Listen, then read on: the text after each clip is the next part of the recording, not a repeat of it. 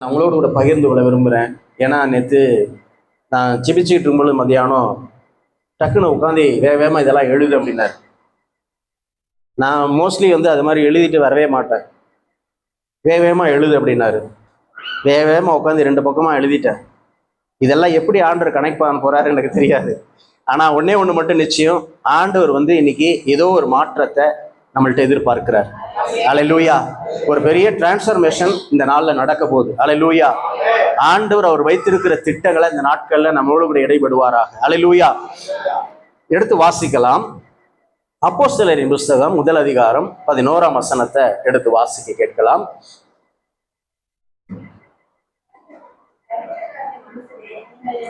யாரோ வாசிக்கிறவங்க மைக் வச்சுக்கோங்களேன். யார் வாசிப்பீங்க? வாசிக்கிறியா? யார் வாசிக்கிறீங்க? மைக்கை வச்சுக்கோங்க.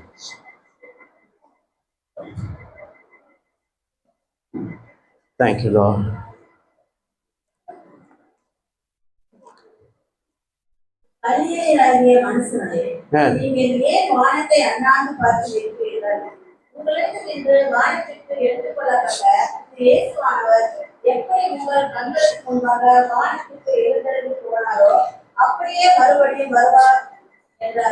அல்லேலூயா.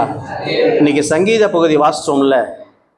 சங்கீத பகுதி என்ன வாசித்து முடிச்சோம்? கடைசி வசனம் எல்லாரும் சேர்ந்து வாசிச்சோம்ல. அவர் வருகிறார், அவர் நீதியோடு நியாயம் தீர்க்க வருகிறார்னு வாசித்தோம்ல. பாஸ்ட் எங்கிட்ட இருந்தாவது விட்டு அடிச்சிடுறாரு. ஆண்டவர் பேச வேண்டிய விஷயங்களை ஆவியானவர் சொல்லிட்டு போயிடுறாரு. ஏதாவது ஒரு பகுதியிலேயாவது சொல்லி விடுறாரு. இன்னைக்கு நான் சொல்றேன், இந்த காரியங்களை ஏன் ஆண்டவர் உறுதிப்படுத்துறார் அப்படிங்கறத நீங்க புரிந்து கொள்ளணும். ஒரு காரியத்தின் மூலியமா ஆண்டவர் கன்ஃபர்மேஷன் பண்றாருன்னா 2வது முறைமா திரும்பி பேச போறாரு. அந்த காரியங்கள்ல ஆண்டவர் இது உறுதி அப்படின்னு சொல்வதற்காக நம்ம இடத்துல அதை பேசுவார். அல்லேலூயா.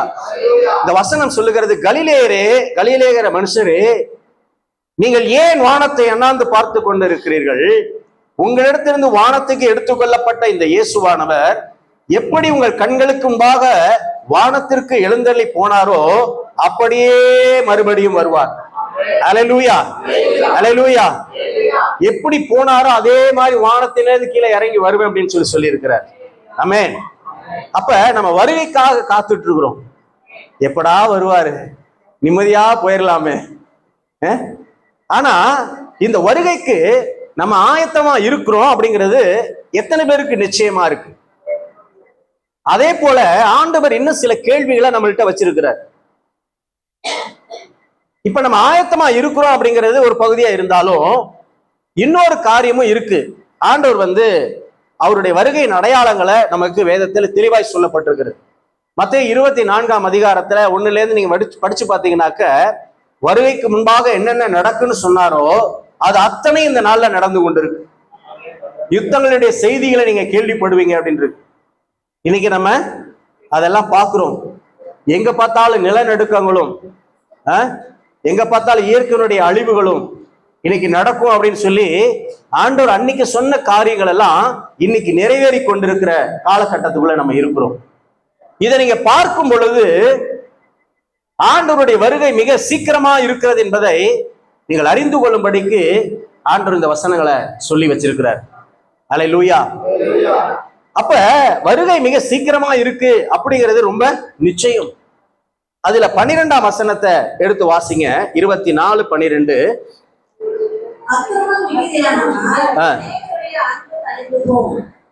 என்னமா? அக்கிரமம் மிகுதியாவதனால் அநேகருடைய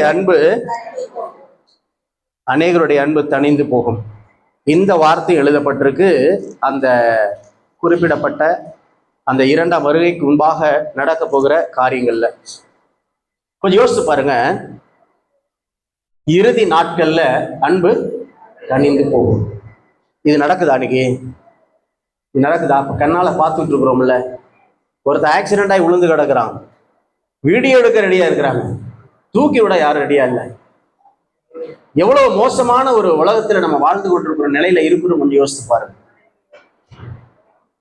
ஒரு பாதுகாப்பே இல்லாத ஒரு இடத்துல நம்ம வாழ்ந்து கொண்டிருக்கிறோம். எப்ப என்ன சம்பவிக்கும் சொல்லி யாருக்குமே தெரியாது. எதுவும் எப்படி வேணாலும் நடக்கலாம். கணவன் மனைவியை கொல்றான், மனைவி கணவனை கொல்றான், பெற்றோர்கள் பிள்ளைகளை கொல்றாங்க, பிள்ளைகள் பெற்றோர்களை கொல்றாங்க.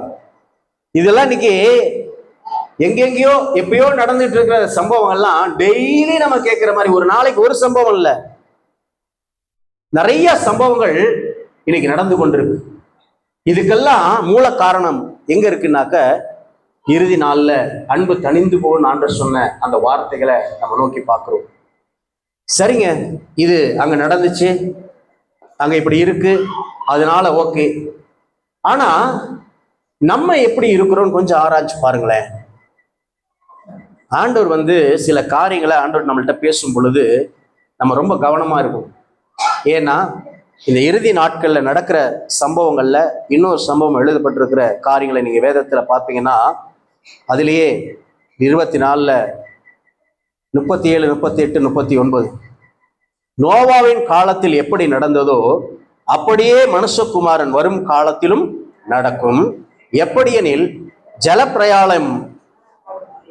ஜலப்பிரயாணத்துக்கு முன்னான காலத்திலே நோவா பேழைக்குள் பிரவேசிக்கும் நாள் வரைக்கும் ஜனங்கள் புசித்தும் குடித்தும் பெண் கொண்டும் பெண் கொடுத்தும் ஜலப்பிரயாணம் வாரிக்கொண்டு போகும் மட்டும் உணராதிருந்தார்கள். அப்படியே மனுஷகுமாரன் காலத்திலும் நடக்கும். அப்படியே மனுஷகுமாரனுடைய காலத்திலும் நடக்கும். கொஞ்சம் நோவா காலத்துக்கு அப்படியே நம்ம போய் பார்க்கலாம்.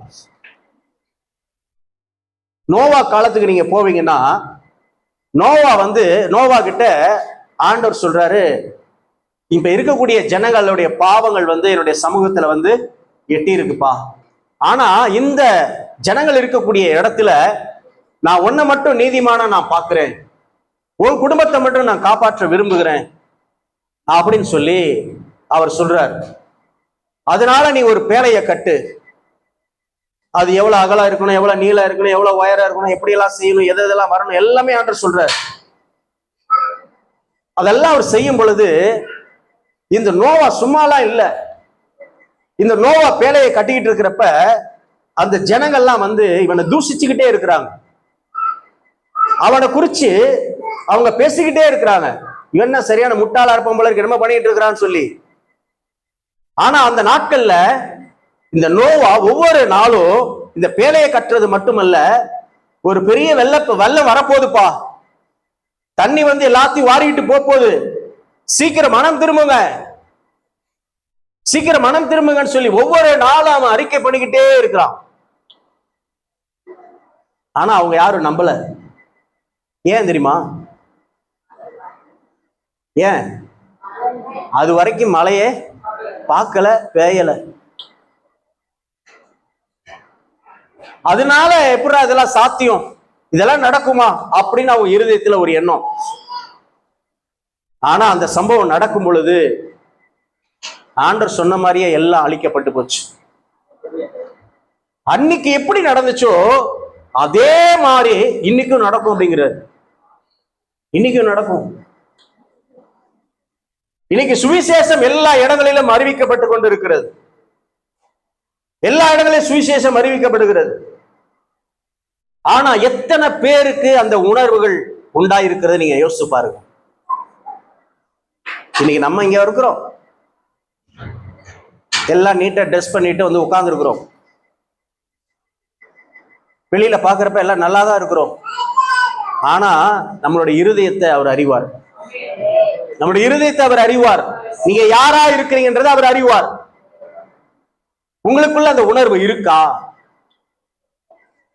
இது ஏன் இந்த எச்சரிப்பு அப்படின்னா, இன்னைக்கு சபைகளுக்குள்ளதான் ஆண்டவர் ஒரு பெரிய தாக்கத்தை கொண்டு வர போகிறார். சில மாதங்களுக்கு முன்பாக நாங்கள் ஜெபிக்கும் பொழுது ஆண்டவர் சொன்னாரு, ஒரு பெரிய இறைச்சலின் சத்தம் வெள்ளப்பெருக்க நீ பார்க்க போற, அது ஒரு எழுப்புதலின் வல்லமையா இருக்கும் அப்படின்னாரு. நான் சபைகள் மேல என்னுடைய அக்னியை நான் போடுவேன், சபை எழும்ப போகிறது அப்படின்னாரு. அல்லேலூயா. அப்ப இந்த நாட்கள் என்னன்னா, நம்ம ஆயத்தமா இருக்க வேண்டிய ஒரு நாள். மலபாளன் எப்ப வருவார் நமக்கு தெரியாது. நம்ம ஆயத்தமா தான் இருக்கணும். நான் நேற்று வரைக்கும் நல்ல அபிஷேகத்தினால நிரப்பப்பட்டு இருந்தேன். இன்னைக்கு அந்த அபிஷேகத்தோடு இருக்கிறியா? நம்ம அதை ஆராய்ஞ்சு பார்க்கணும்.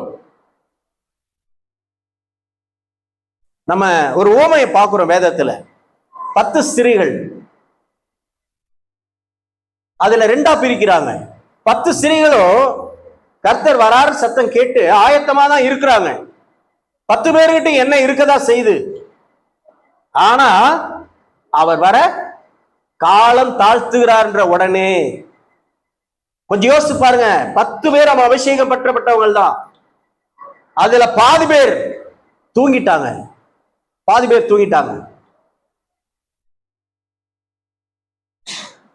ஆனா திடீர்னு ஆண்டவர் வராருன்னு அடுத்த முறை சத்தம் கேட்கும் பொழுது எல்லாரும் எந்திரிக்கிறாங்க. இவங்க எண்ணெய் சட்டியை பார்த்தா எண்ணெய் இல்ல, விளக்கு எரியல. போய் இரவல் கேட்க பாக்குறாங்க 5 பேர்கிட்ட, யார் கொடுப்பா? அப்ப என்னன்னா, நீங்க இரவலுக்கு அல்லது தேவனுடைய அபிஷேகத்தை நீங்க பெற்றுக்கொள்ளணும் நீங்க நினைக்கும் பொழுது பெற்றுக்கொள்ள முடியாத ஒரு நாள் வருகிறது. ஆண்டவருடைய வருகை நாட்கள் அப்பேற்பட்ட சூழ்நிலைகள் உங்களுக்கு உருவாகும். அப்ப போய் நீங்க இரவல் கேட்டீங்கன்னா கிடைக்காது. இந்த நாள் அதுதான். ஆண்டவர் ஒரு பின்மாறிய கொடுக்க போகிற ஒரு நாள். இந்த அபிஷேகத்தை புதுப்பிக்க வேண்டிய நாட்கள் இது. ஆண்டவர் உங்களையும் என்ன இந்த இடத்துல ஏன் கொண்டு வச்சிருக்கிறார்? எதுக்காக வச்சிருக்கிறார்? ஏன் நம்மளுடைய காரியங்களை ஆண்டவர் இன்னைக்கு நிறைய பேருக்கு ஜெபத்தை ஏன் ஆண்டவர் கேட்காம இருக்கிறார்? ஏன் ஒதுக்கி வச்சிருக்கிறார்? ஏன் தனியா வச்சிருக்கார்? நிறைய காரியங்கள் இன்னைக்கு நம்மளுடைய கிறிஸ்துவ வாழ்க்கைக்குள்ள நடந்து கொண்டிருக்கு. பயங்கர போராட்டத்தின் மத்தியில போயிட்டு இருக்கிறோம். இதெல்லாம் ஏன் சொல்லி நம்ம இன்னைக்கு யோசிச்சதே கிடையாது. நம்ம பிரச்சனைகளுக்காக ஜெபிக்கணும், நம்ம காரியங்கள ஒரு மாற்றம் நடக்கணும், இதேதான் நம்மளுடைய போக்கஸா இருக்கு. ஆனா ஆண்டவர் இதை விரும்பலங்க. ஆண்டவர் இதை விரும்பல. ஆண்டவர் சொல்லுகிற சில காரியங்களை நான் உங்களுக்காக பேச விரும்புகிறேன். யாத்திராகமத்தின் புஸ்தகம் 19ஆம் அதிகாரம்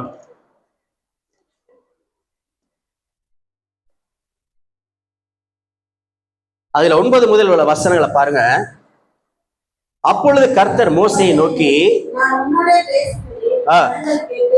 உன்னை என்னைக்கு விசுவாசிக்கும்படி நான் உன்னிடத்திற்கு வருவேன் என்றார். ஜனங்கள் சொன்ன வார்த்தைகளை மோசே கர்த்தருக்கு சொன்னான். இன்னும் கர்த்தர் மோசேயை நோக்கி, நீ ஜனங்களிடத்தில் போய் இன்றைக்கும் நாளைக்கும் அவர்களை பரிசுத்தப்படுத்தி அவர்கள் தங்கள் வஸ்திரங்களை துவைத்து 3ஆம் நாளைக்கு ஆயத்தப்பட்டிருக்கிறார்கள். 3ஆம் நாளில் கர்த்தர் சகல ஜனங்களுக்கும் பிரத்யட்சமாக சீனாய் மலையின் மேல் இறங்குவார். போதும். அதிலே 15, 16 அவன் ஜனங்களை நோக்கி 3ஆம் நாளுக்கு ஆயத்தப்பட்டிருங்கள், மனைவியிடத்தில் சேராதிருங்கள் என்றார்.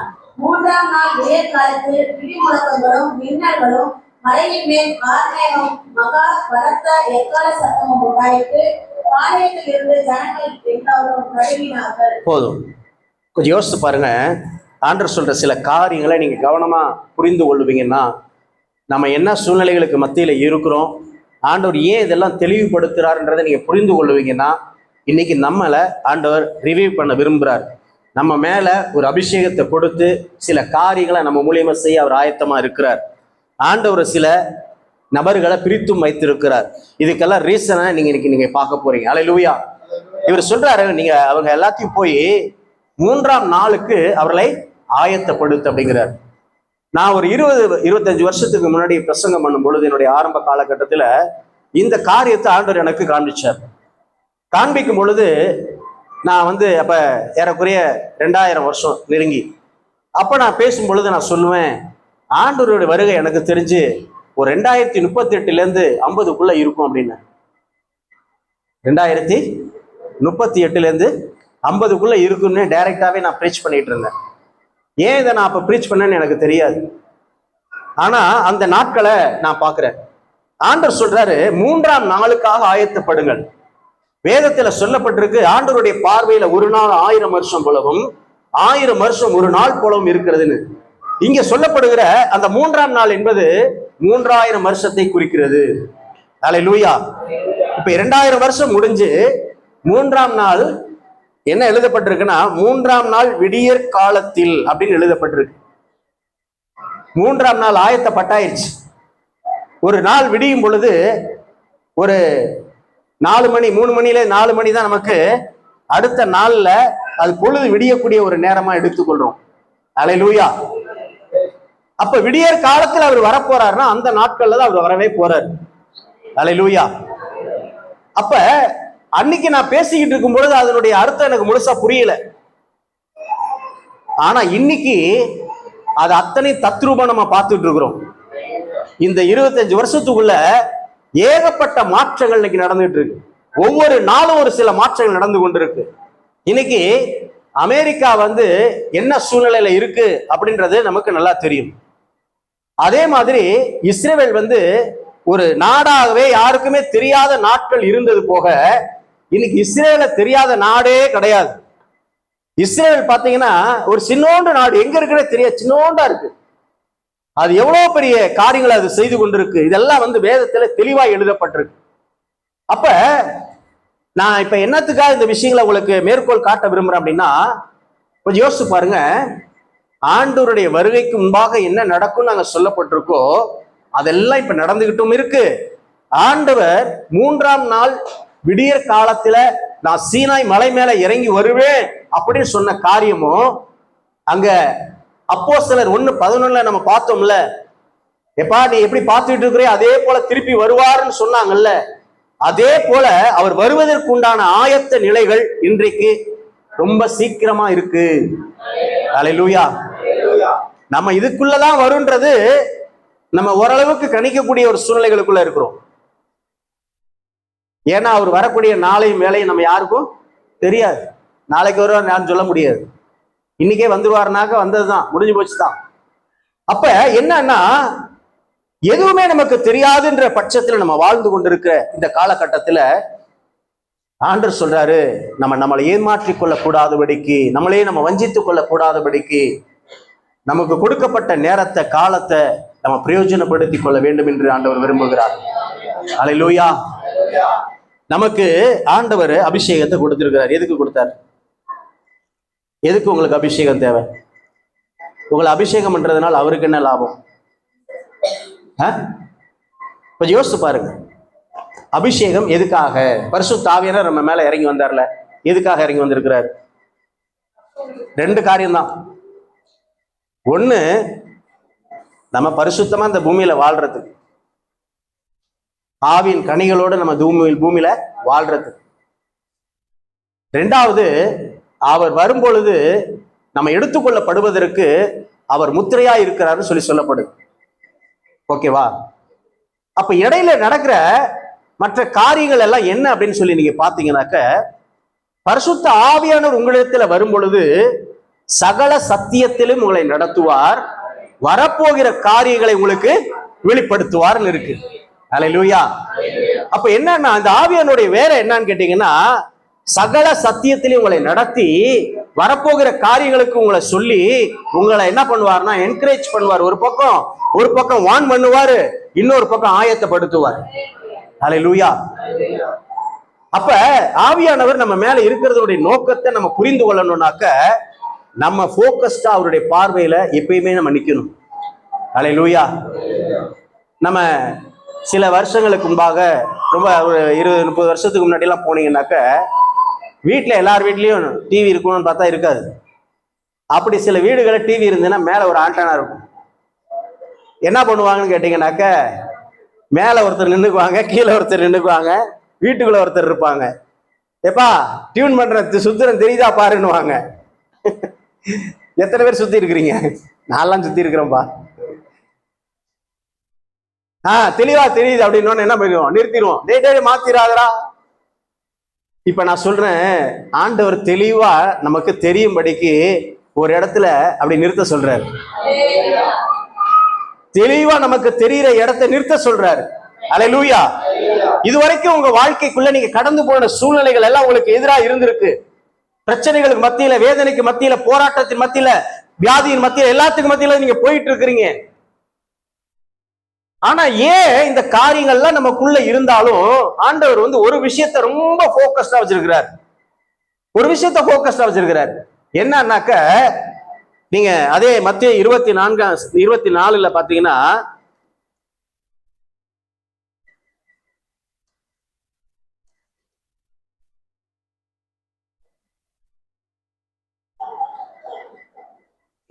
14ஆம் வசனத்தை பாருங்க.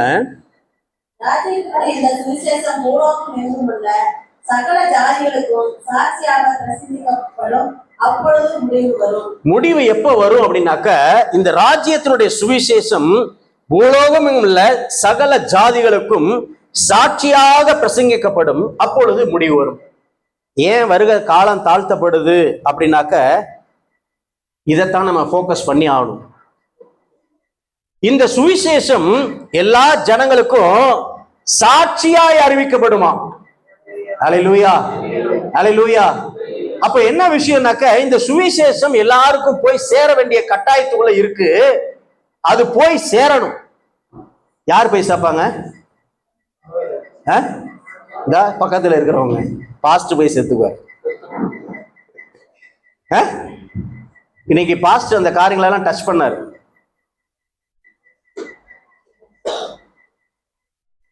எப்பா, நீ சுவிசேஷத்தை அறிவிக்க வேண்டியது உன் கடமை,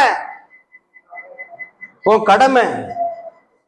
இப்ப நான் ஒரு காரியம் நான் தெளிவா உங்களுக்கு சொல்லிட்டு போறேன். நீங்க இந்த காரியத்தை நீங்க பிடிச்சுக்கங்க. நாங்க யூடியூப்ல போடுவோம், நீங்க போட்டு பாருங்க. என்னன்னா, ஏன் நம்மளுடைய வாழ்க்கையில நெருக்கத்தின் மத்தியிலே நம்ம இருந்து கொண்டிருக்கிறோம்? நம்ம எப்ப ஆசீர்வாதமா இருப்போம்? நிறைய பேருக்கு எல்லா அக்கப்போர் பண்றவெல்லாம் நல்லா தானே இருக்கிறான். நான் பாருங்க, ஒண்ணுமே பண்றதுல நல்லா ஜெபம் பண்ணிட்டு, ஏன் என் வாழ்க்கை மட்டும் இப்படி இருக்கு?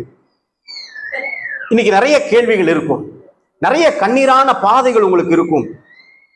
யாரும் உங்களை நேசிக்க கூடாதபடிக்கு நீங்க தனிமைப்படுத்தப்படுகிற நாட்கள் இருக்கும். ஏன் குடும்பத்துல மட்டும் நான் இப்படி இருக்கிறேன் அப்படின்னு சொல்லக்கூடியவங்க எத்தனை பேர் இருக்கிறீங்க? என்னை மட்டும் ஏன் இப்படி வச்சிருக்கிறாங்க? என்னை மட்டும் ஏன் அப்படியே வேற மாதிரி பாக்குறாங்க? இதுக்கெல்லாம் ரீசன் ஒண்ணு இருக்கு. அல்லேலூயா. ஏன்னா நீங்க எல்லாம் செலக்டட் பர்சன்.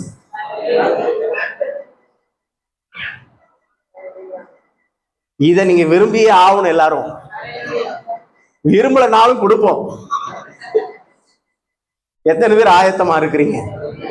ஏன்னா இன்னைக்கு நீங்க நல்லா புரிந்து கொள்ளுங்க, இந்த நெருக்கம் வந்ததுடைய காரியமே, நீங்க நெருக்கத்தை நோக்கி பாக்குறீங்களா, கர்த்தரை நோக்கி பாக்குறீங்களா? கர்த்தரிடத்துல நீங்க எதை கேட்கிறவங்களா இருக்கிறீங்க? கர்த்தர் எதை கொடுக்க ஆயத்தமா இருக்கிறார்ன்றத யோசிச்சிருக்கீங்களா? நம்ம எப்ப போனாலும் மளிகை கடைக்கு போற மாதிரி பெரிய லிஸ்டோடய போறோம் ஆலயத்துக்கு. அதை படிச்சு முடிக்கவே அரை மணி நேரம் ஆயிடுது. அதை படிச்சது 1ஆம் நம்பர் படிச்சோம், என்ன படிச்சோம்னு மறந்தே போயிடுற மாதிரி ஆயிடுச்சு. ஏங்க, நான் கேட்கிறேன், நேத்து நடந்ததுதான் இன்னைக்கும் நடந்திருக்கு, இன்னைக்கு நடக்கதா நாளைக்கு நடக்க போகுதுன்னு எழுதியிருக்கு. இதெல்லாம் மாறுமானா மாறும், அடுத்தது வரும். அப்ப ஒரு விஷயத்த நீங்க தெளிவா புரிந்து கொள்ளுங்க. இன்னைக்கு நம்ம டெய்லி இன்னைக்கு ஆண்டவர்கிட்ட எனக்கு இதெல்லாம் பிரச்சனையா இருக்குன்னு சொல்லி கண்ணீர் விடுறீங்கல்ல, யாராவது ஒருத்தர், ஆண்டவரே உங்க இருதயத்தினுடைய ஏக்கம் என்ன, உங்க இருதயத்துல என்ன பாரம் இருக்கு, உங்களுக்காக நான் என்ன செய்யணும் நீங்க சொல்றீங்கன்னு சொல்லி யாராவது ஒரு ஆள் கேட்டிருப்பீங்க சொல்லுங்க. ஒரு நாள் நான் புலம்பும்போது என்கிட்ட கேட்ட கேள்வி,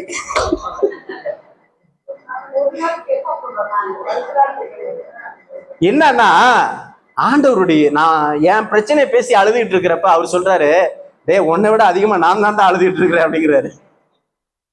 உண்மையாவே தேவன் நமக்காக இல்ல, அழிந்து கொண்டிருக்கிற ஆத்துமாக்களுக்காக அவர் கண்ணீர் வடித்து கொண்டிருக்கிறார்.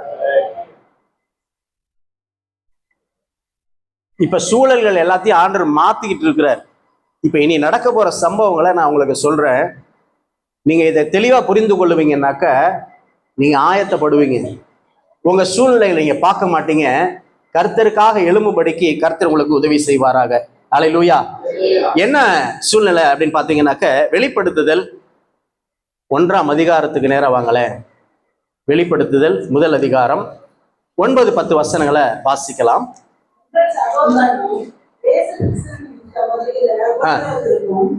அவருடைய ராஜ்யத்திற்கும் அவருடைய பொறுமைக்கும் உங்கள் உடன் பங்காளிகளாயிருக்கிற யோவானாகிய நான் தேவ வசனத்தின் நிமித்தமும் இயேசு கிறிஸ்துவை பற்றிய சாட்சி நிமித்தமும் பத்மு என்னும் தீவிலே இருந்தேன். போதும். இந்த வசனத்தை நம்ம பல முறை படிச்சிருப்போம். எத்தனை பேர் இந்த வசனம் படிச்சிருக்கிறீங்க? பல முறை படிச்சிருப்பீங்க. கொஞ்சம் யோசித்து பாருங்க, உங்கள் சகோதரனும் இயேசு கிறிஸ்துவின் நிமித்தம் வரப்போகிற உபத்திரவங்களுக்கும் அவருடைய ராஜ்யத்திற்கும் அவருடைய பொறுமைக்கும் உங்கள் உடன் பங்காளருமாய் இருக்கிற யோவானாகிய நான் தேவ வசனத்தின் நிமித்தமும் இயேசு கிறிஸ்துவை பற்றிய சாட்சியின் நிமித்தமும் பத்மு தீவிலே இருந்தேன். இது மட்டும்தான் நமக்கு தெரியும். பத்மு தீவுக்கு எப்படி போனார் தெரியுமா? பத்ம தீவுக்கு ஏன் போனாரு? சுத்தி பார்த்துட்டு வர்றதுக்கா? பத்ம தீவுல என்ன இருக்கு? அவர் எபேசு பட்டணத்துல சுவிசேஷத்தை அறிவிச்சிட்டு இருக்கிறார். சுவிசேஷத்தை அறிவிக்கிறப்ப, அங்க எபேசுல சுவிசேஷத்தை அறிவிக்கிறப்ப பயங்கரமான தண்டனைகளை கொடுத்திருக்கிறாங்க. யாரெல்லாம் சுவிசேஷத்தை அறிவிக்கிறாங்களோ பயங்கரமான தண்டனை. இவர் மாட்டிக்கிட்டாரு. இவரை மாட்டிக்கிட்ட உடனே நல்ல பெரிய ஒரு எண்ணெய் கொப்பரைய வச்சு நல்ல எண்ணெயை சூடேத்தி உள்ள தூக்கி போடுறான்ட்டாங்க. யோவானை தூக்கி உள்ள போட்டுட்டாங்க. உள்ள போட்டாக்க இவர் வேகவே இல்லை. இவன் சரீரத்துல எண்ணெய் ஒண்ணும் மேல ஒட்டவே இல்லை. சூடு பரவல. இவருக்கு எந்த சேதமும் வரல. அவனுங்கெல்லாம் பார்த்துட்டு என்னடா நடக்குது, ஒண்ணும் புரியல அவனுக்கு. இவனை வெளியேடுன்னு சொல்லி, இவனை நம்ம பக்கத்திலே வச்சுக்க கூடாதுன்னு சொல்லி, அங்கேருந்து ஒரு தீவு தான் அந்த பத்மு, ஒரு 20, 40, 30 கிலோமீட்டர் தள்ளி இருக்கு. அந்த தீவுல கொண்டு போய் இறக்கி விட்டுட்டு வந்துட்டான். அந்த தீவுல இருந்துதான் இவர் ஒரு வார்த்தையை சொல்றாரு, உங்கள் சகோதரனும். என்ன நிலைமையில வந்திருக்கிறாரு? என்ன சட்டியில இருந்து தப்பிச்சு பத்மு தீவுல இருக்கிறாரு. அந்த பத்மு தீவுகள் பாறைகள் நிறைந்த இடமா, கால் வைக்க முடியாதான். இப்ப பத்மூஸ்னு அந்த பேர் ஏதோ எழுதப்பட்டிருக்கு. அப்ப அந்த தீவுக்குள்ள தனிமையில விட்டுட்டு போயிட்டாங்க. தனிமைப்படுத்தப்பட்டு இருக்கிறார், ஒதுக்கப்பட்டு இருக்கிறார். இப்ப அவர் சொல்ற ஒரு வார்த்தை, உங்கள் சகோதரனும் இயேசு கிறிஸ்துவின் நிமித்தம் வரப்போகிற உபத்திரவங்களுக்கும் அவருடைய ராஜ்யத்திற்கும் அவருடைய பொறுமைக்கும் உடன் பங்காளருமாய் இருக்கிற யோவானாகிய நான். என்ன கொப்பரையிலும் தப்பிச்சுட்டு வந்தவர் இதெல்லாம் சொல்ல முடியுமா? நமக்கு சின்னதா ஒரு பிரச்சனை வந்தாலே போதும், ஊதி பெருசாக்கிடுவோம். நமக்கு வந்த பிரச்சனை அப்படிதான் ஊதி பெருசாக்கிட்டு இருக்கிறோம். எனக்கு வந்த மாதிரி யாருக்கும் வரவே கூடாதுன்னு வேற சொல்லுவோம். ஆனா இவர் என்ன கொப்பரையிலும் தப்பிச்சுட்டு வந்து உங்க சகோதரன்றாரு, உடன் பங்காளருங்கிறாரு, இயேசு கிறிஸ்து நிமித்தங்கிறாரு. இயேசுவை அங்க மறுதளிக்கல, புறக்கணிக்கல, இயேசுவை வேண்டாம் அவர் சொல்லல. கொஞ்சம் யோசிச்சு பாருங்க, நம்ம ஜெபத்துக்கு லேட் ஆயிடுச்சுன்னா நம்ம என்னென்னலாம் பேசுறோம். இயேசு என் ஜெபத்தை கேட்கவே இல்லை, மறுக்கிறாரு, என்னை ஏற்றுக்கொள்ள மாட்டேங்கிறாரு, என்னென்னமோ சொல்லிடுறோம். போடா, என்னத்த ஆலயத்துக்கு போய்கிட்டு வீட்டுல உட்காரு. முடிவு எங்க போயிடுது பாருங்க. இன்னைக்கு நான் சொல்றேன், நீங்க கடந்து போற இந்த சூழ்நிலை உங்களை எதுக்கு நேரா கொண்டு போகுது அப்படிங்கறத நீங்க புரிந்து கொள்ளன்றதுக்காக அந்த விஷயத்த நான் உங்களுக்கு பேசிட்டு இருக்கிறேன். உங்க பிரச்சனைக்கு நேரா உங்களை கொண்டு போகுது அப்படின்னா நீங்க போற ரூட்டு தப்பு. நீங்க போற ரூட்டு தப்பு. அதுவே உங்களுக்கு பேடன் ஆகி, அதுவே உங்க லைஃப்ல அவ்வளவுதான்டா நம்ம வாழ்க்கை முடிஞ்சு போச்சு நீங்க நினைக்கிற இடத்துக்கு நீங்க போவீங்கன்னா, நான் சொல்றேன், உங்க வாழ்க்கையினுடைய நீங்க ராங் ரூட்ல நீங்க போயிட்டு இருக்கிறீங்க. நீங்க யூ டர்ன் போட வேண்டிய நேரத்துக்குள்ள நீங்க இருக்கிறீங்க. இதுதான் நான் சொன்னேன், இறுதி நாள்ல வெள்ளம் வாரிக்கொண்டு போகும் மட்டும் உணராது இருந்தார்கள். யாரு? இப்ப புரியுதா என்னன்னு? இந்த உணர்வு நமக்குள்ள இருக்காது. ஏன்னா நம்ம பிரச்சனைகளே பார்த்துட்டு இருக்கிறோம், நமக்கு இருக்கக்கூடிய சூழ்நிலைகளே பார்த்துட்டு இருக்கிறோம், நம்ம தேவைகளையே பார்த்துட்டு இருக்கிறோம். நாளைக்கு அதை பண்ணணும், இதை பண்ணணும், என் பிள்ளைக்கு இன்னும் 2 வருஷம் கழிச்சு கல்யாணம் பண்ணணும், அதுக்கு நான் இப்பவே சேர்த்து வைக்கணும். இந்த 2 வருஷத்துக்கு இடையில ஆண்டவர் வந்துட்டு என்ன பண்ணுவ? இல்ல நான் இருந்து கல்யாணத்தை முடிச்சுட்டு வரேன்னு சொல்லுவியா? அப்படிதான் வேதம் சொல்லுது. இப்பதான் நான் ஏறுமாடு வாங்கி இருக்கிறேன், அதை ஓட்டி பார்க்கணும். இப்பதான் எனக்கு கல்யாணம் ஆயிருக்கு, என் மனைவியோட நான் வெளியில போகணும், இப்படியெல்லாம் சொல்லுவாங்களாம். நான் சொல்ற விஷயம் புரியுதா உங்களுக்கு? ஏன்னா இது சபைக்கு தேவன் சொல்லுகிற விஷயம். வெளியில உள்ளவங்க வேணா உணர்வடையாம இருக்கலாம், நம்ம உணர்வடையாம இருக்கிறோமா? இப்ப நீங்க சொல்லுங்க, எந்த இடத்துல நீங்க இருக்கிறீங்க? இப்ப புரியுதாங்க ஏன் இந்த காரியத்தை நான் சொன்னேன் அப்படின்னு? நம்ம உணர்வடையாம இருக்கிறோம் அப்படிங்கிறதுக்கு ஆண்டவர் எவ்வளவு பெரிய விஷயங்களை நமக்கு படம் போட்டு காமிக்கிறாரு பாருங்க. அப்ப உலக மனுஷனுக்கு நமக்கு என்ன வித்தியாசம் இருக்கு? மத்தேயு 6:33 என்னன்னு சொல்லுது? பார்க்காமலே சொல்லுவீங்களே, தெரியாதா? முதலில் தேவனுடைய ராஜ்யத்தையும் அவருடைய நீதியையும் தேடுங்கள். இப்படி எழுதிருக்கு, போய் சொல்லக்கூடாது. மாத்தி படிக்கிறீங்க. இல்ல இல்ல இல்ல இல்ல இல்ல நீங்க தப்பாதான் படிக்கிறீங்க. முதல்ல கூட கொடுங்கப்பா, அப்புறமேல் மத்ததெல்லாம் பாத்துக்கலாம். ஏமா நீங்க எழுதி இருக்கிறது படிக்கிறதெல்லாம் கரெக்டு தான், அதன்படி நீங்க இருக்கிறீங்களான்னு தான் நான் கேள்வி கேட்கிறேன். நீயோ அநேக ஜாதிகளுக்கு கடன் கொடுப்பாய், நீயோ கடன் நீ வாங்க மாட்டேன்னு முடிவு பண்ணாதானே கொடுக்க முடியும். வசனத்தை எப்படியுமே நம்ம புரட்டி பார்த்தே பழகிட்டோம். முதல்ல தேவனுடைய ராஜ்யம், தேவனுக்கு பிரியமானது என்பதை நீங்க என்னன்னு சோதிச்சு பாருங்கன்னு வேதம் சொல்லுது. நான் சொல்ற விஷயத்தை நீங்க அசால்ட்டா நீங்க எடுத்துக்காதீங்க, நீங்க சீரியஸா எடுத்துக்கங்க. கர்த்தருக்கு பிரியமானது என்ன நீங்க சோதிச்சு பார்த்திருக்கிறீங்களா? உங்க இருதயம் இப்ப என்ன நிலைமையில இருக்கு? வருகைக்கு ஆயத்தமா இருக்கிற பூமி ரெடியா இருக்கு, நான் சொன்ன காரியங்களை நிறைவேறிட்டு இருக்கு. ஆனா இன்னும் ஒரு பெரிய திரளான கூட்ட ஜனம் எனக்காக வந்து சேரணுமே அவர் அப்படி அங்கலாய்த்து கொண்டிருக்கிறார், அங்கலாய்த்து கொண்டிருக்கிறார். ஆண்டவருடைய இருதயம் இதுதான். இப்ப சபையே நம்மளே உணர்வு அடையாம இருப்போம்னா ரட்சிக்கப்படாதவர்களுடைய நிலைமை எவ்வளவு மோசம் சொல்லி எழுதப்பட்டிருக்கு. எசேக்கியேல் 9ஆம் அதிகாரம் 4ஆம் வசனத்தை எடுத்து வாசிக்கலாம். எசேக்கியேல் 9:4.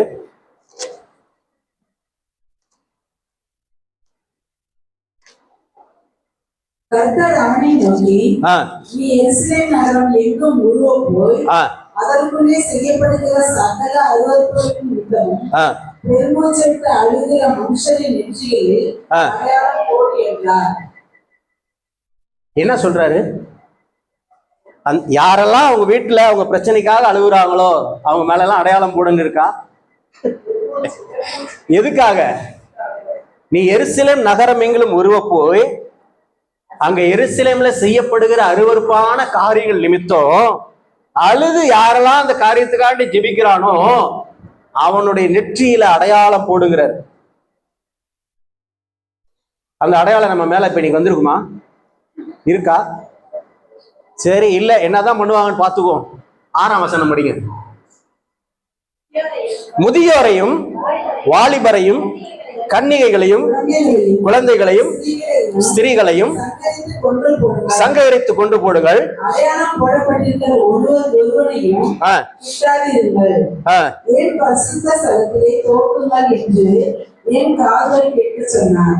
அப்பொழுது அவர்கள் ஆலயத்துக்கு முன்னே இருந்த மூப்பரிடத்தில் என்னங்க சொல்றாரு?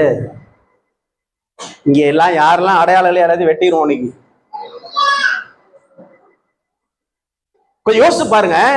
இன்னைக்கு எது உங்களை தேவனுடைய உணர்வை பெற்றுக்கொள்ள கூடாதபடிக்கு தடையை உண்டு பண்ணிருக்கு? நான் சொன்ன விஷயங்கள் உங்களுக்கு நல்லா தெளிவா புரியுது நான் நம்புறேன். ஏன்னா நான் இதை விட சிம்பிளா உங்களுக்கு யாரும் சொல்லி தர முடியாது. அப்ப என்னன்னா, உங்க சூழல்களை நீங்க பார்த்து அதன் பின்னாடி நீங்க போயிட்டு இருப்பீங்கன்னு சொல்லி சொன்னால் இன்னைக்கு நீங்க ராங் ரூட்ல போயிட்டு இருக்கிறீங்கன்னு ஆண்டவர் சொல்றாரு. ஆனா இன்னைக்கு இந்த காலகட்டத்துல நீங்க யாரா இருக்கணும் அப்படின்னு ஆண்டவர் சொல்றாருன்னா, நீங்க மற்ற ஜனங்களுக்காக அழுது புலம்பக்கூடியவர்களாய் ஜெபிக்கிறவர்களாய் நீங்க மாறும் பொழுது உங்க நெற்றியில அடையாளம் போடப்படும். 6ஆம் வசனம் சொல்லுது, அடையாளம் போட்டவங்களை அதை விட்டுருப்பா. அவங்க எல்லாம் ஜெபிக்கிறாங்க, தேசத்துக்காக கதறாங்க, அழிந்து கொண்டு இருக்கிற ஆத்மகளுக்காக விண்ணப்பம் பண்றாங்க. மீதி ஆள்லாம் யாரு? மீதி ஆள்லாம் வெட்டி போடுங்கிறார். அதை எங்க இருந்து தோணுமா? அதை பரிசுத்த ஆலயத்திலிருந்து துவங்குன்றார். ஏன்னா சுத்திகரிப்பு முதல்ல தேவனுடைய வீட்டுல ஆரம்பிக்கிற காலம் இது. தயவு செய்து இந்த காரியத்தை நீங்க அலட்சியமா எடுத்துக்கொள்ளாதீங்க, நிர்விசாரமா இருக்காதீங்க. வசனம் சொல்லுது, நிற்கிறேன் என்று சொல்லுகிறவன் விழாதிருக்கும்படி எச்சரிக்கையா இருக்க கடவன்.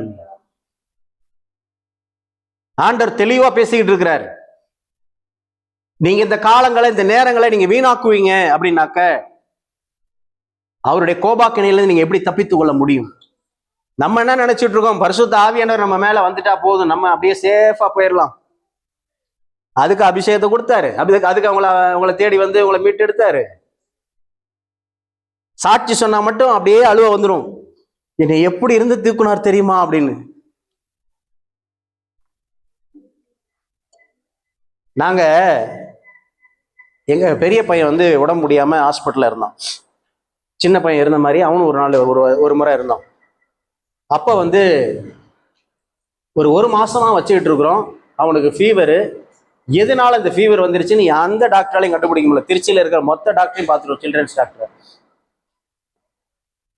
அப்ப வந்து நாங்கள் ஆண்டவர்கிட்ட விண்ணப்பம் பண்ணிக்கிட்டே இருக்கிறோம். ஆண்டவரே எங்களுக்கு சரியான ரூட்டை காமிங்கப்பா, சரியான காரியத்தை இது எங்களுக்கு வெளிப்படுத்துங்கப்பா அப்படின்னு சொல்லி நாங்கள் சோம் பண்ணிட்டு இருக்கோம். அப்போ சம்மந்தம் இல்லாத ஒரு நபர் வந்து எங்களுக்கு உதவி செய்கிறாங்க. இன்னாரை போய் பாருங்க அப்படின்னு. இங்கே ஹாஸ்பிட்டலில் 1 மாதம் பெட்டில் அட்மிஷனில் இருக்கிறோம். எங்கள் பையனை கூட்டிகிட்டு அந்த ஆஸ்பத்திரிக்கு போகிறோம். அங்கே டாக்டர் பார்த்த உடனே எல்லா ரிப்போர்ட்டையும் பார்க்கல, ஒரே ஒரு ஸ்கேன் எக்ஸ்ரே மட்டும்தான் பார்த்தாரு. பார்த்துட்டு உங்கள் பையனுக்கு வந்து பிரைமரி காம்ப்ளெக்ஸ், வேற ஒன்றுமே பிரச்சனை இல்லை, மற்ற ரெக்கார்டு எதுவுமே பார்க்கல, எடுத்துகிட்டு போ அப்படின்ட்டு. அவர் பார்த்த உடனே இந்த விஷயம் சொல்லிட்டாரு. நாங்கள் டாக்டர்கிட்ட வந்து இந்த விஷயத்த சொன்னோம். அவர் உடனே அதுக்கு உண்டான ட்ரீட்மெண்ட் எடுக்க ஆரம்பித்தாங்க. 3ஆவது நாள் என் பையனுக்கு அந்த ஃபீவர் குறைய ஆரம்பிச்சிருச்சு. நான் ரொம்ப சந்தோஷமா இருந்தேன். என் பிள்ளைக்கு என்ன ஆயிடுச்சு, ஹீல் ஆயிடுச்சு அப்படின்ட்டு ரொம்ப சந்தோஷமா நான் போய் அன்னைக்கு தான் நிம்மதியா 1 மாசம் கழிச்சு நிம்மதியா சாப்பிட்றோம். நானும் என் மனைவியும் அதே ஹாஸ்பிட்டலில் உட்காந்து சாப்பிடலான்னு சாப்பாடு எடுத்து என் வாய்க்கு கொண்டு போறேன். ஒரு சத்தம் கேட்குது. நீ என் நாமத்தை அறிந்து கொண்டதுனால என்னிடத்திலிருந்து ஒரு பெரிய விடுதலை நீ பெற்றுக்கிட்டியே, சுத்தி இருக்க ஜனங்களெல்லாம் பாத்தியா, அவங்க எவ்வளவு நாளா இங்க இருக்கிறாங்கன்னு தெரியுமில்ல உனக்கு, அவங்களுக்காக நீ விண்ணப்பம் பண்ணனியா, அவங்களுக்காக என் இருதயம் எவ்வளவு ஏங்கிக்கிட்டு இருக்கு தெரியுமா, அவங்களும் இந்த வலது கைக்கும் இடது கைக்கும் வித்தியாசம் தெரியாத என்னுடைய ஜனங்கள் அப்படின்னாரு. அங்க சுத்தி பாரு அப்படின்னாரு. ஒருத்தங்க 3 மாசத்துக்கு மேல அவங்க பிள்ளைய கொண்டு வச்சிட்டு இருக்கிறாங்க. நான் சுத்தி பாக்குறப்ப நடந்த சம்பவம், அங்க டிவி ஓடிட்டு இருக்கு. அதுல நான் இந்த ப்ரோக்ராம் தான் பார்ப்பேன், அந்த ப்ரோக்ராம் தான் பார்க்கணும்னு சொல்லி ரிமோட்டுக்கு 2 பெட்ல இருக்க சண்டை போட்டுக்கிட்டு இருக்கிறாங்க. ஆனா அவங்க புள்ள 3 மாசமா 5 மாசமா இதே ஹாஸ்பிட்டல் இருக்கு, வீடு வேற தங்கிட்டு இருக்கிறாங்க. உணர்வு இருக்காங்க. அப்படியே நாங்க சாப்பாட்டை வச்சுட்டு கையை கழுவிட்டு, ஆண்டவரே என்னை மன்னிச்சிருங்கப்பா, அந்த உணர்வு எனக்கு இல்லாம போயிடுச்சு. ஒரு விஷயம், இந்த நேரத்துல உங்க மகிமை இந்த ஹாஸ்பிட்டல் மேல இறங்கி வரட்டும், இந்த வியாதியஸ்தர்கள் மேல இறங்கி வரட்டும், இந்த குழந்தைகள் மேல இறங்கி வரட்டும், அவர்கள் விடுதலை அடையட்டும் சொல்லி நாங்க கண்ணீரோடு ஜெபிக்க ஆரம்பிச்சோம். ஆண்டவர் நம்மளை ஒரு இடத்துக்கு கூட்டிக்கிட்டு போறாருன்னா நமக்காக இல்லைங்க, நமக்காக இல்லை, அந்த ஜனங்களை காப்பாத்துறதுக்காக தான் உங்களையும் என்னை வச்சிருக்கிறார். அல்லேலூயா. உங்கள் நிமித்தமா அவங்க எல்லாம் காக்கப்படுவாங்க. அப்ப நம்ம எப்ப இதை இன்னும் புரிஞ்சுக்காம இருக்கிறோம்? இன்னைக்கு ஆண்டவருடைய இருதயம் நம்மளுக்காக ஏங்கிக்கிட்டு இருக்கு. யோவான் ஏன் தனிமைப்படுத்தப்பட்டார் அப்படின்னா, அந்த 16ஆம் வசனத்தை வாசிங்க, 12ஆம் வசனத்தை, 10ஆம் வசனத்தை படிங்க முதல்ல. வெளிப்படுத்துதல் 1:10. கர்த்தருடைய நாளில் ஆவிக்குள்ளானேன், அப்பொழுது எனக்கு பின்னாலே எக்காலம் போன்ற பெரிய சத்தம் கேட்டேன். யோவான் என்ன ஏசி ரூம்ல இருந்தாரு, பத்திரமா கொண்டு வந்து ஏசி பஸ்ல இறக்கி விட்டுட்டு போனாங்க. என்ன நிலைமையில போனாரு? துன்பமோ துயரமோ வேதனையோ உம்மை விட்டு பிரிப்பதில்லை. துன்பமோ துயரமோ வேதனையோ உம்மை விட்டு பிரிப்பதில்லை. உயிர் உள்ளவரை உம்மை தான் நேசிப்பேன், வேறெதற்கும் நான் அடிமைப்படேன். உயிர் உள்ளவரை உம்மை தான் நேசிப்பேன், வேறெதற்கும் நான் அடிமைப்படேன். என் நேசர் நீர்தானையா, நேசிக்கின்றேன் உமைத்தானையா. என் நேசர் நீர்தானையா, நேசிக்கின்றேன் உம்மைத்தானையா. வேதத்துல தெளிவாய் சொல்லப்பட்டிருக்கிற காரியங்களை நீங்க ஃபோக்கஸ் பண்ணணும். நீங்க யாரா இருக்கிறீங்க, யாரா இருக்கணும்னு சொல்லி வேதம் நமக்கு சொல்லுகிற அந்த காரியங்களுக்கு நேரா நீங்க ஃபோக்கஸ் பண்ணாம இருப்பீங்கன்னா இன்னைக்கு உங்க டைரக்ஷனை நீங்க திருப்ப வேண்டிய காலகட்டத்துக்குள்ள இருக்கிறீங்க.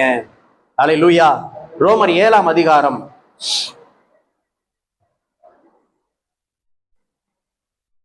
18, 19, 20.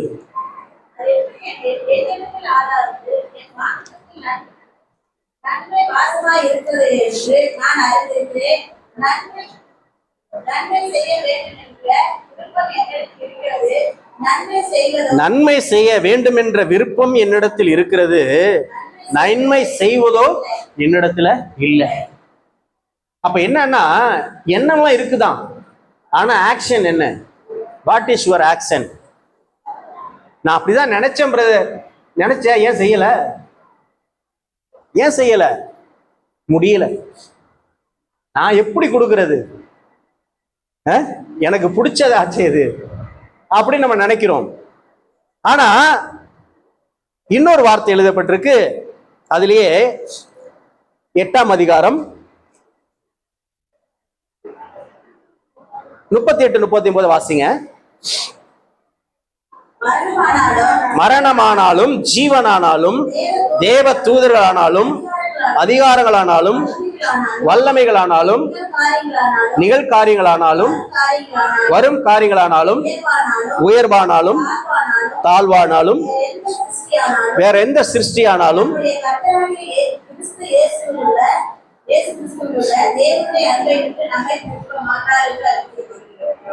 நிச்சயமாங்க நான் சொல்லுவதெல்லாம் உண்மை, உண்மையை தவிர ஒரு என்றும் இல்லை.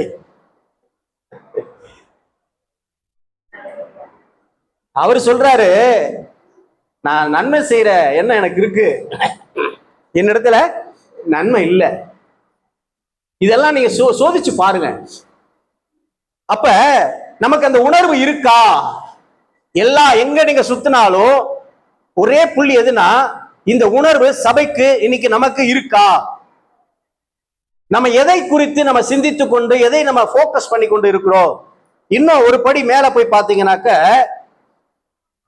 2 கொரிந்தியர்ல 6ஆம் அதிகாரத்துல 2 கொரிந்தியர் 6ஆம் அதிகாரம் 14, 15, 16. அந்நிய நுகத்திலே அவிவிசுவாசிகளுடன் பிணைக்காதிருப்பீர்களாக. நீதிக்கும் அநீதிக்கும் சம்பந்தம் எது? பாருங்க, அந்நிய நுகத்திலே அவிவிசுவாசிகளோட பிணைக்காத எழுதியிருக்கு. பிரதர், நைஸா சொல்றேன் பிரதர், என் ஜாதியில மட்டும் பார்த்து சொல்லுங்க, நம்ம ஜாதியா பார்த்து பேசுங்க. இன்னும் ஒரு சில இடங்கள்ல சபைக்கு பேரை ஜாதி பேரை வச்சு சபை நடந்துட்டு இருக்கு. ஜாதி பேரை முன்னாடி போட்டு சபை நடக்குதுங்க. இல்ல பிரதர், அந்த ஜாதிக்கு தனியா ஒரு சபை இருக்காங்கட்டு. டேய், ஆர்சியில தாண்டா கல்ற மேடாமும் பல்லாமும் வச்சிருக்கிறானுங்க. நீங்களும் அவனு என்னடா வித்தியாசம்? மேல பதைச்சா மேல் ஜாதி, கீழே பதைச்சா கீழ் ஜாதி. பார்த்துருக்கீங்களா? நீங்க ரோமன் கத்தோலிக் கல்லறையில போய் பாருங்க, அங்க எங்க இடத்துல இருக்குது, திருச்சியில. மேல மேடுல பதைக்கிறவங்களாம் மேல் ஜாதியம், கீழே பச்சா அவங்க எல்லாம் மேல அப்படி சீக்கிரம் போயிடுவாங்களாம். இந்த வசனங்களை நீங்க ஆராய்ஞ்சு பாருங்க. இதுதான் அந்த உணர்வு. இந்த வேத வார்த்தைகள் நமக்கு சொல்ற வார்த்தையின்படியா நம்ம இருக்கிறோமா அப்படின்னா, இந்த கடைசி நாட்கள்ல இதெல்லாம் இல்லாம போகும்னு சொன்ன வார்த்தைகள் அது நிச்சயமா இன்னைக்கு நமக்குள்ள நடந்துகிட்டு இருக்கு. அப்ப இன்னைக்கு நம்ம எதை போக்கஸ் பண்ணணும்? நமக்கு ரொம்ப பெரிய மாடல் ரோல்லாம் யாருமே கிடையாது, இயேசுதான். இயேசுவை பிடிக்க வந்தப்ப கூட இருந்த சீசர்களா பஞ்சா பறந்துட்டாங்க. இயேசு தனியா போய் ரத்த கண்ணீர் வடிக்கிறாரு. வெளியில இவன் தூங்கிட்டு இருக்கிறான். ஏண்டா என் கூட ஒரு மணி நேரம் முழிச்சிருக்க கூடாதான்னு கேக்குறாரு. பாஸ்டிங்க மண்டி போட்டு ஜெபம் பண்ணி அழுதுகிட்டு இருப்பாரு. விசுவாசி இப்படியே பார்த்துக்கிட்டு இருப்பான். இன்னைக்கு நான் சொல்றேன், ஏன் அவருக்கு போயிட்டு தனியா பொறுப்பு எழுதி கொடுத்துருக்கிறாரா? பாப்பா பரலோகத்துல உனக்கு பெரிய இடத்த வச்சிருக்கிறேன் இருக்குதான், அதெல்லாம் இல்லாம இல்ல. எல்லாரும் அந்த இடத்துக்கு வரணும்னு தான் அவர் விரும்புறாரு. அப்ப நம்ம எந்த இடத்துல எதை குறித்து நம்ம சிந்தித்து கொண்டிருக்கிறோம், எதை நம்ம அதிகமா மைண்ட்ல போட்டு ஓட்டிட்டு இருக்கிறோம், இன்னைக்கு நீங்க நிதானிக்க வேண்டிய ஒரு இடத்துக்குள்ள வந்திருக்கிறீங்க. கட்டாயம் நமக்கு நீங்க எதிர்பார்த்தாலும் எதிர்பார்க்கலனாலும் ஆண்டவர் மிக சீக்கிரத்துல வரப்போறது நிச்சயம்தான். ஆனா சபை அதுக்கு முன்னாடி ஆயத்தம் இருக்குன்னு சொல்லி ஆண்டவர் சொன்ன காரியங்கள்ல நம்மளே ரெடியா இல்லாதப்ப எப்படி போய் நம்ம போய் அடுத்தால எழுப்புவோம்? எப்படி எழுப்ப முடியும்? அதனாலதான் ஆண்டவர் சொல்றாரு, உறங்குகிற நீ மரித்தவர்களை விட்டு எழும்பு, மரித்தவர்களை விட்டு எழும்பு. நீ இந்த நாட்கள்ல உறங்க முடியாது, உறங்க கூடாது. தேவனுடைய சமூகத்துல ஆண்டவர் என்ன காரியங்களை பேச விரும்புறாருன்ற சத்தத்தை நீங்க கேட்க வேண்டிய நாட்களுக்குள்ள நீங்க இருக்கிறீங்க.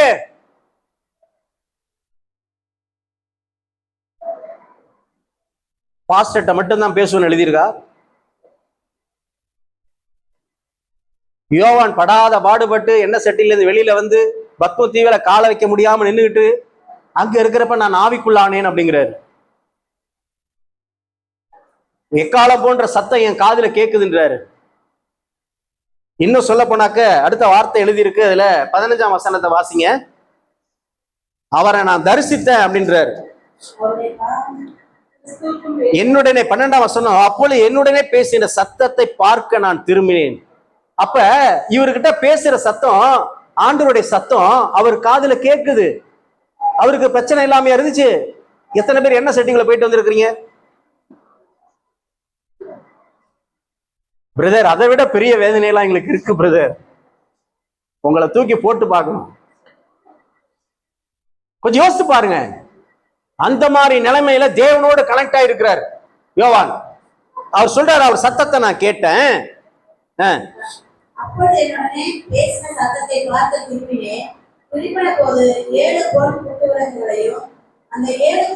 இதெல்லாம் நமக்கு உங்களுக்கு தெரிஞ்ச விஷயம்ன்றதுனால அடுத்ததுக்கு நான் போக விரும்புறேன். ஆண்டவர் சொல்ற விஷயத்த நான் உங்களுக்கு தெளிவா நான் சொல்லி முடிக்க விரும்புறேன். ஒன்னே ஒண்ணுதான், இன்னைக்கு நீங்க உணர்வு அடையாம இருப்பீங்கன்னா உணர்வு அடையணும்னு சொல்லி சொன்னார். ஒரே ஒரு வார்த்தை, அவ்வளவுதான். உணர்வுனா எதை குறிக்குது அப்படிங்கிறத நான் உங்களுக்கு தெளிவா சொல்லிட்டேன்.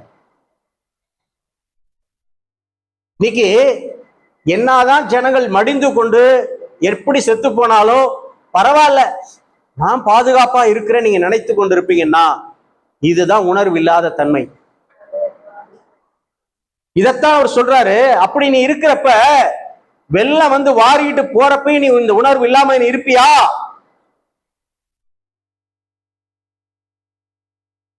ஆண்டவர் திடீர் ஒரு நாள் வராரு தெரிஞ்ச உடனே ஐயோ இவர் வந்துட்டாரேடா அப்படின்னு சொல்லிட்டு எல்லாம் மாரடித்து புலம்புவார்கள் எழுதப்பட்டிருக்கு.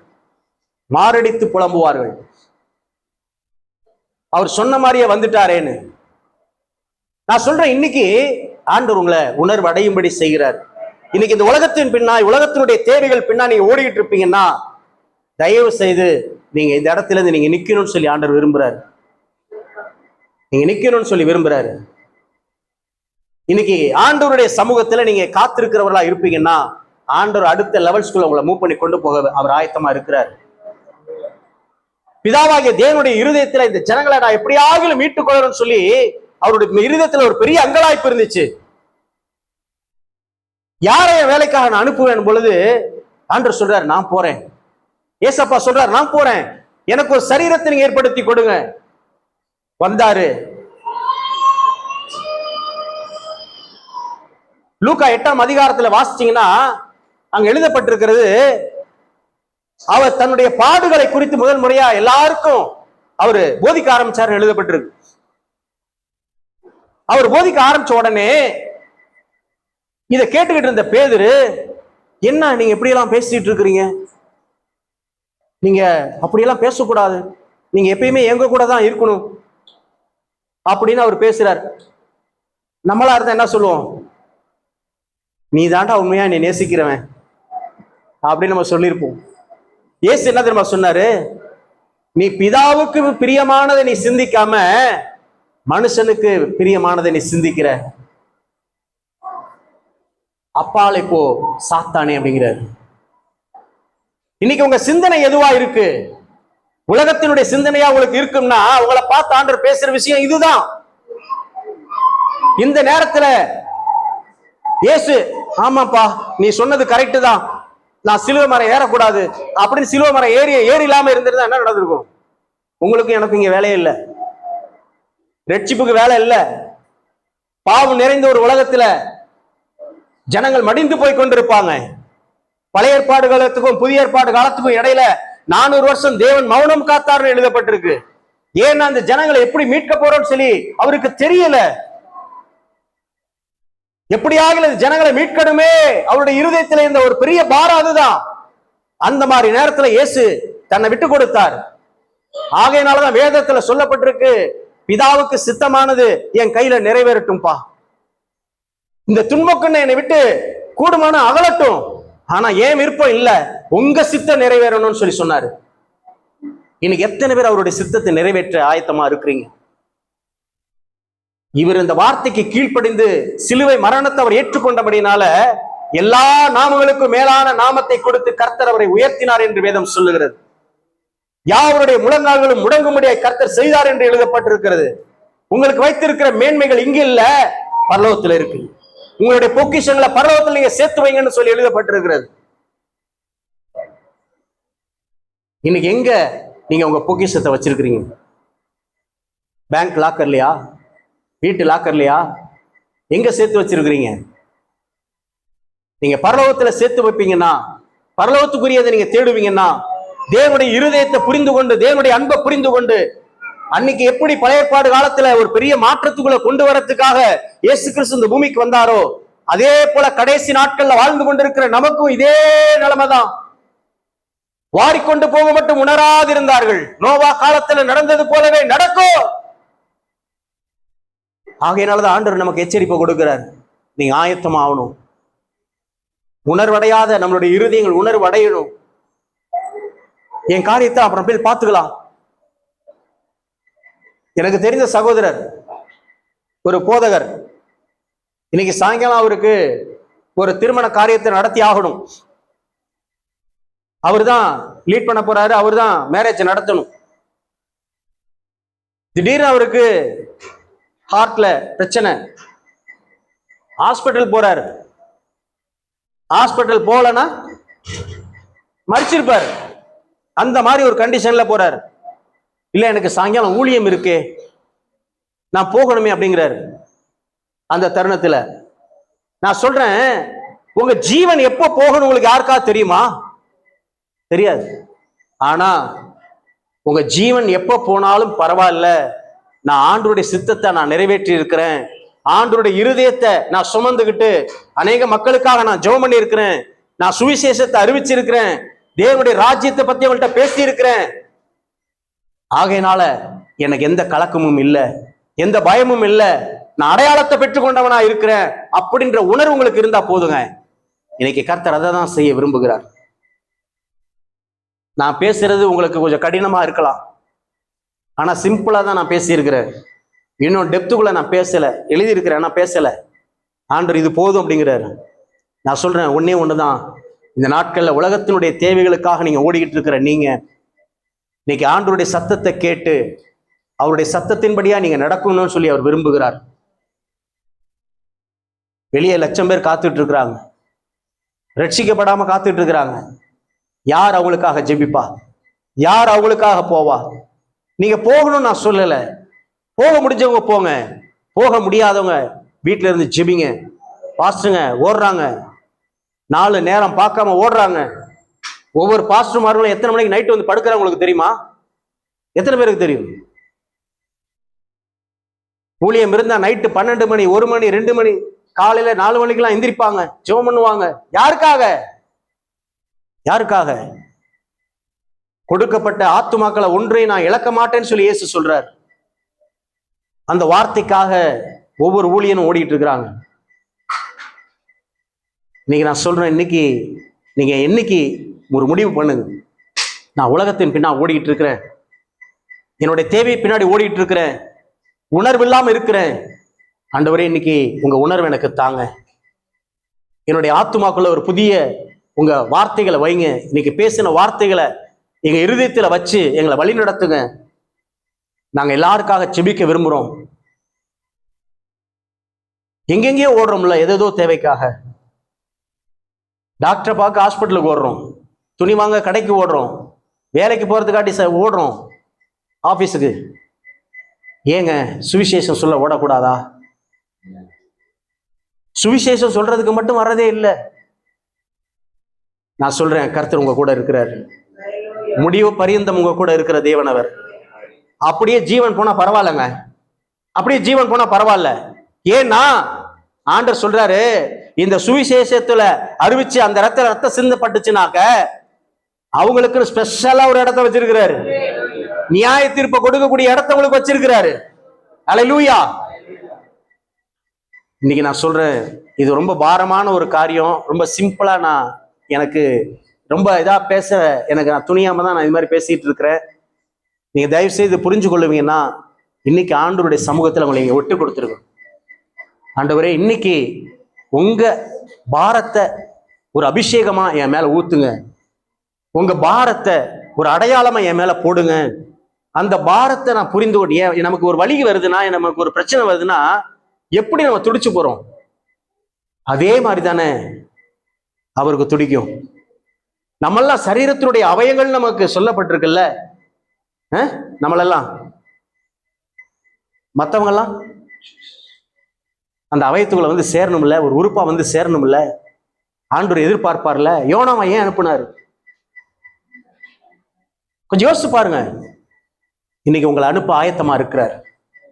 இன்னைக்கு நீங்க ரெடியா இருப்பீங்கன்னா, உங்களை விட்டு கொடுப்பீங்கன்னா, ஆண்டவர் உங்க சூழ்நிலைகள் எல்லாத்தையும் மாத்தி இன்னைக்கு ஆண்டவர் அவருடைய இருதயத்தை உங்க சிந்தைகளுக்குள்ள வைக்க விரும்புறாரு.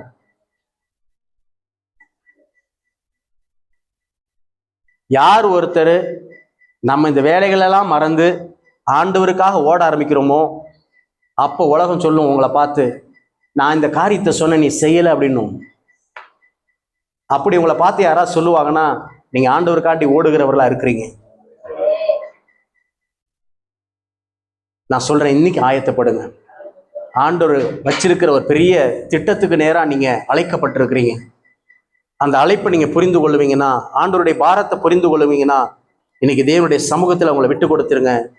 ஆவியானவர் இன்றைக்கு உங்களை உயிர்ப்பிக்க விரும்புகிறார். நம்ம அப்படியே எல்லாம் இருக்கக்கூடிய இடத்துல அப்படியே எழும்பி நிற்போமா? Thank you Lord.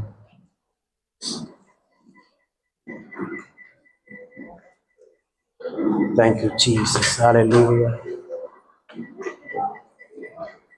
Hallelujah. Thank you, Lord. Thank you, Jesus. Hallelujah. Hallelujah. Hallelujah.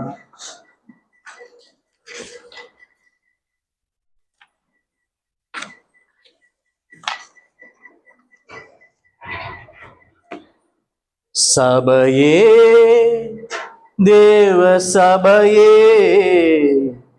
தேவ சத்தம் கேட்கிறாயோ? சபையே, தேவ சபையே, தேவ சித்தம் செய்கிறாயோ? சபையே, தேவ சபையே, தேவ சத்தம் கேட்கிறாயோ? சபையே தேவ சபையே தேவ சித்தம் செய்கிறாயோ? உள்ளம் திறந்து பேசிடவே உனக்காய் ஏங்கி நிற்கின்றாரே. உள்ளம் திறந்து பேசிடவே உனக்காய் ஏங்கி நிற்கின்றாரே. வாசற்கதவை திறப்பாயோ? வாசம் செய்ய விடுவாயோ? வாசற்கதவை திறப்பாயோ? வாசம் செய்ய விடுவாயோ? சபையே தேவ சபையே தேவ சத்தம் கேட்கின்றாயோ? சபையே தேவ சபையே தேவ சித்தம் செய்கின்றாயோ? அதிகாரம் கையில் கொடுத்திட்டாரே, ஆளுகை செய்ய அழைத்திட்டாரே. அதிகாரம் கையில் கொடுத்திட்டாரே, ஆளுகை செய்ய அழைத்திட்டாரே. அசதியாய் இன்னும் இருப்பாயோ? அடிமை முகத்தை முறிப்பாயோ? அசதியாய் இன்னும் இருப்பாயோ? அடிமை முகத்தை முறிப்பாயோ? சபையே தேவ சபையே தேவ சப்தம் கேட்கிறாயோ? சபையே தேவ சபையே தேவ சித்தம் செய்கின்றாயோ? சபையே தேவ சபையே தேவ சப்தம் கேட்கின்றாயோ? சபையே தேவ சபையே தேவ சித்தம் செய்வாயோ? இன்னைக்கு அப்பா சமூகத்துல சொல்லுங்க, ஏதோ உங்க சமூகத்துக்கு நேரா நான் வந்திருக்கிறேன்ப்பா, என்னை இன்னைக்கு நீங்க ஆயத்தப்படுத்துங்க. ஏதோ எனக்கு நான், என் குடும்பம், என் பிள்ளைகள், என் கணவன், என் மனைவி, நாங்க நல்லா இருந்தா போதும்னு சொல்லி நாங்க சுயநலமா வாழ்ந்தது போதும்பா. நாங்க உணர்வடையாம இருக்கிற எங்களுடைய இருதயத்தை உணர்வடையும்படியாய் நீங்கள் பேசி இருக்கிறீங்க. அந்த சத்தத்திற்காக நன்றி. நீங்க சொல்லுங்க, அப்பாவை பார்த்து சொல்லுங்க, இதோ நாங்க உறங்கினது உண்மைதான், ஆனா நாங்க மரித்து போலப்பா. உங்க இருதயங்களுக்கு புரியாம இருந்தது உண்மைதான், இன்னைக்கு புரியும்படியா நீங்க எங்களோட கூட பேசி இருக்கிறீங்க. உங்க சத்தத்தை கேட்டு உங்க சித்தத்தை செய்யும்படி இதோ நாங்க வருகிறோம். அன்னைக்கு இயேசுவானவர் எங்களை மீட்கும்படியாய் வந்தாரே, இன்னைக்கு அழிந்து கொண்டிருக்கிற ஆத்துமாக்களுக்கு ஆண்டவரை விடுதலை கொடுக்கும்படிக்கு, ஆண்டவரை ரட்சிப்பை கொடுக்கும்படிக்கு யாரு போவா? ஆண்டவரே நாங்க தான்ப்பா. எங்க கரத்துல அதிகாரத்தை கொடுத்தீங்களே, எங்க கடத்துல ஆண்டவர் ஆளுகையை கொடுத்தீங்களே, இதெல்லாம் மறந்து போய் ஆண்டவரை நாங்க இருக்கிறோமே. இப்பொழுதே அப்பா எங்களை உயிர்ப்பிப்பீராக, எங்களை உயிர்ப்பிப்பீராக, உணர்வடைய செய்வீராக, உணர்வடைய செய்வீராக. உங்க தேவ அக்கினி இறங்குவதாக, தேவ அக்கினி இறங்குவதாக, தேவ அக்கினி இறங்குவதாக, தேவ மகிமை இறங்குவதாக. இறங்கட்டும், இறங்கட்டும். ஹல்லேலூயா. இந்த உலகத்தின் பின்னே ஓடுகிற ஒவ்வொருவரையும் என் தேவன் நீங்க மீட்டு எடுப்பீராக. இந்த உலகத்தின் பின்னாய் ஓடிக்கொண்டிருக்கிற நம்முடைய பிள்ளைகளை என் தேவனீர் மீட்டு எடுப்பீராக. அப்பா கண்ணீரோடு ஆண்டவரே ஜெபிக்கிற ஒரு ஜெப மேகம் இறங்கட்டும் ஐயா. அப்பா என்னுடைய தேசத்துல நடந்து கொண்டிருக்கிற சூழ்நிலை நாங்க பாக்குறோமே, உலகத்துல நடக்கிறத பாக்குறோமே, எங்களுடைய பகுதியில நடக்கிறத பாக்குறோமே.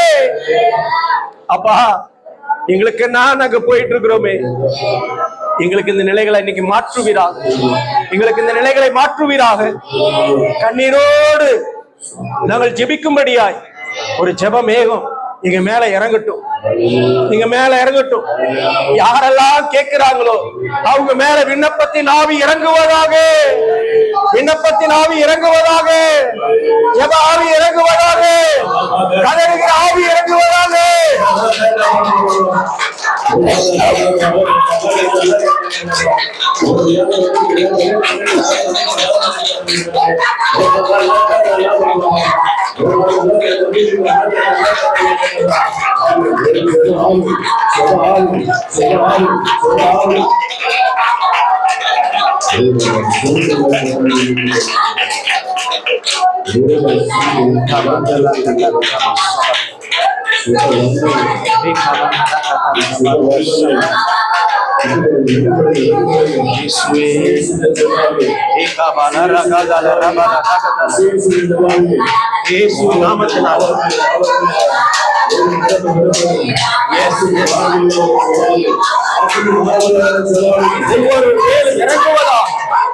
ஒவ்வொரு மேலும் இறங்குவதா அப்பா, உங்க பாரத்தை இருவரு நிரப்புவதாக, ஒவ்வொரு நிரப்புவீராக.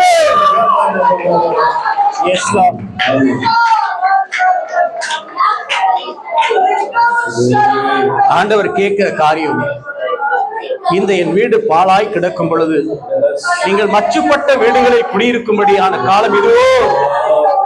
இப்பொழுதும் சேனைகளின் கர்த்தர் சொல்லுகிறார், உங்கள் வழிகளை சிந்தித்து பாருங்கள், உங்கள் வழிகளை சிந்தித்து பாருங்கள்.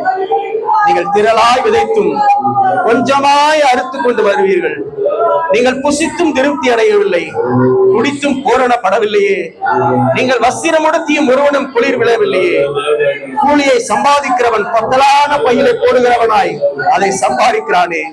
உங்கள் வழிகளை சிந்தித்து பாருங்கள் என்று கர்த்தர் சொல்லுகிறார். உங்கள் வழிகளை சிந்தித்து பாருங்கள் என்று சேனைகளின் கர்த்தர் சொல்லுகிறார்.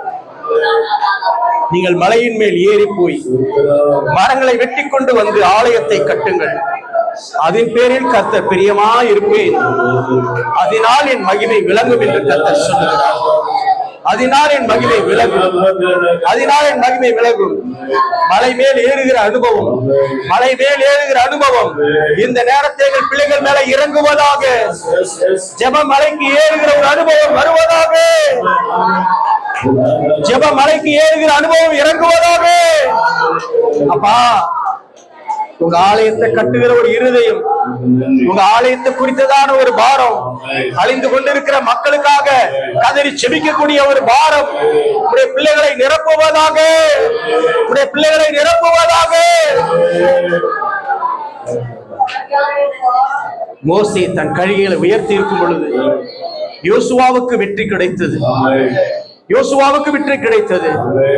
இதோ மோசேயினுடைய கைகள் தளரும் பொழுது இதோ பெரிய தோல்வியை சந்திக்கிறார்கள். இன்றைக்கு உங்க கைகளை உயர்த்துவீர்களா? எங்களுடைய கைகளை நாங்கள் தேவனுக்கு நேரம் உயர்த்துறோம்ப்பா. இதோ மோசேக்களாய் நாங்கள் எழும்ப ஆயத்தமா இருக்கிறோம். தேசத்திற்காக கதிர ஆயத்தமா இருக்கிறோம்.